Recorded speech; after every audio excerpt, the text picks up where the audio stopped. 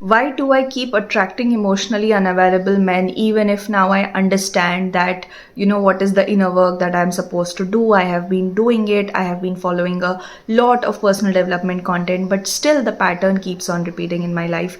This is a question a lot of women have asked me. And we need to understand that attracting emotionally unavailable men has to do a lot with how we cater to our own emotions as women and what we can do so that we develop a filter where we detect emotional unavailability and we feel an ick around it. We don't feel the urge to constantly text that person or to tell them that they are emotionally unavailable, that whatever they are doing is not good for us and all of it. Okay, so developing this filter is very, very important for girls. So what is it that you can do? Now first understand, what does being emotionally unavailable mean?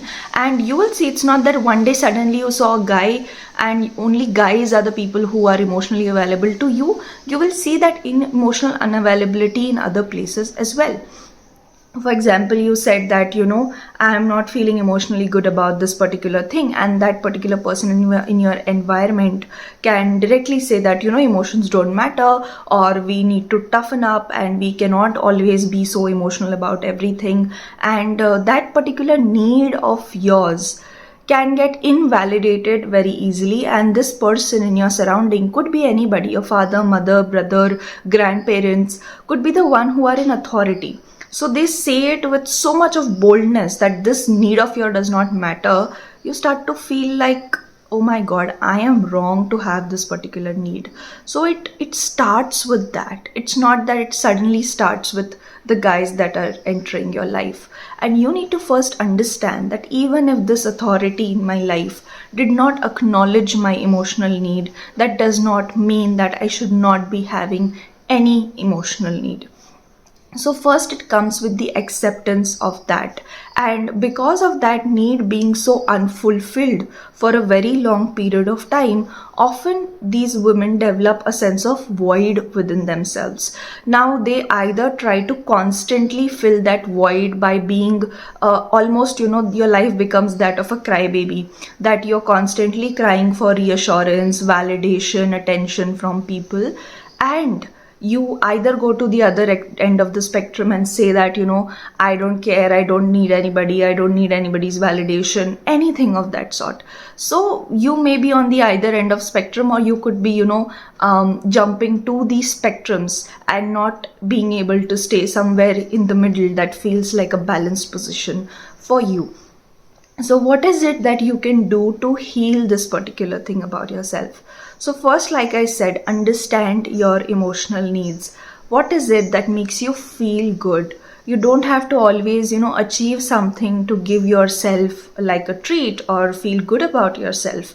And a lot of times, this feeling good factor gets related to either overachievement if you are on that independent end of the spectrum, or it becomes towards, okay, the more attention I get, that means more special I am. So I will people please, I will perform, I will do all of that. Okay, I will, even if I support a particular political party and you say I support that political party which you hate, you will also say, oh my god, even I like that political party. Now, political party is a very, normal thing. But let's say I know a lot of women who stop eating their own favorite food, who will stop doing the things that they love to do just to please the other person.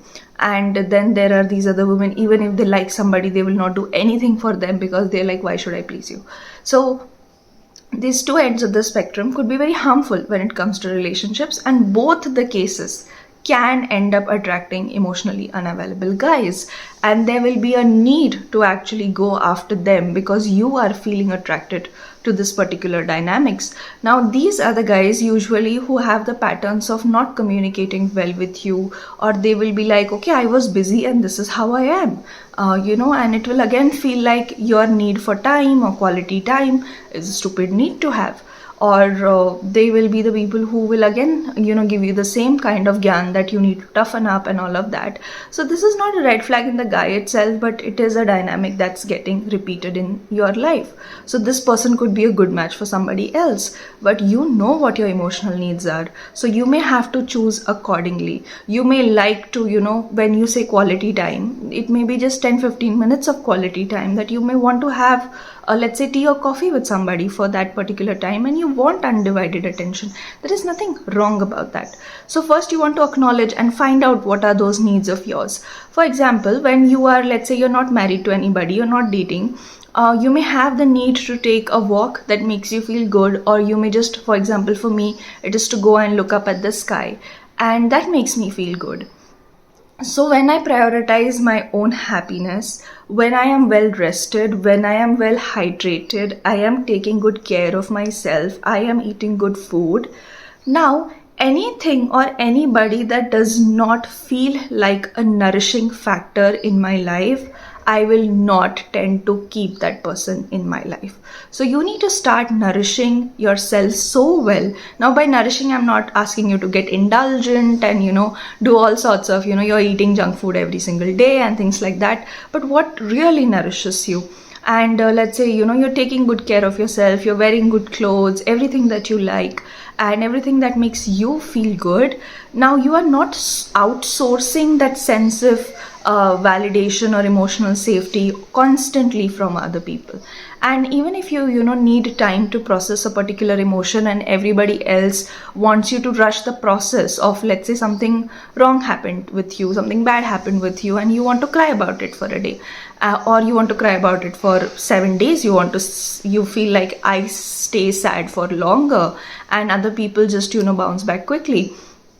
So you can allow yourself to go through that particular phase of being sad or grief or whatever that you are experiencing, and you can reassure to yourself that I am there with you.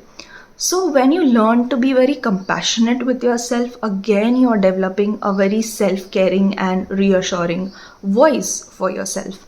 And that is how you start to become magnetic to people who can take care of you.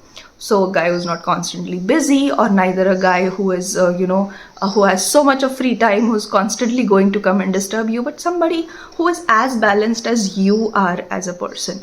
So this is what we are looking at. And we are also not going to put all the eggs in one basket. What do I mean by that? Is we are going to develop our own hobbies. You can go to the gym, you can start reading, you can develop your own ways of spending your time, so that you are so fulfilled by yourself that there is only, you have a lot to give to other people because your cup is full, and other people also now don't feel repelled by you because your energy does not feel that you are trying to fix somebody or trying to snatch other people's energy. This is not something that they start to feel about you. And you are then not overwhelming other people because you yourself are a person who is happy by themselves. And we all would love to stay with people who are happy by themselves. This is how you can start to develop your own sense of security, and this is how you will start to choose people who are secured as well. Now, because you have developed this own sense of security, it doesn't mean that you have to be tough enough to take people's insults, tough enough to do this, all of that. You will also be able to detect people who are in the emotionally blackmailing stages, that you're so strong, so you should be able to take my criticism even if I'm saying all rubbish things about you. All of these things you'll be able to detect, and your in general relationships will start to improve the moment you decentralize guys from your life. You decentralize wanting other people's attention and just acknowledge that it's okay for me to have needs, and I am going to be the first person who fulfills those emotional needs for me, and I am also going to consciously choose and select people who nourish me. And you will see how your life shifts, not just your relationships, but also when it comes to money, also when it comes to your lifestyle. You will choose more of the things that make your life abundant. See you in the next video.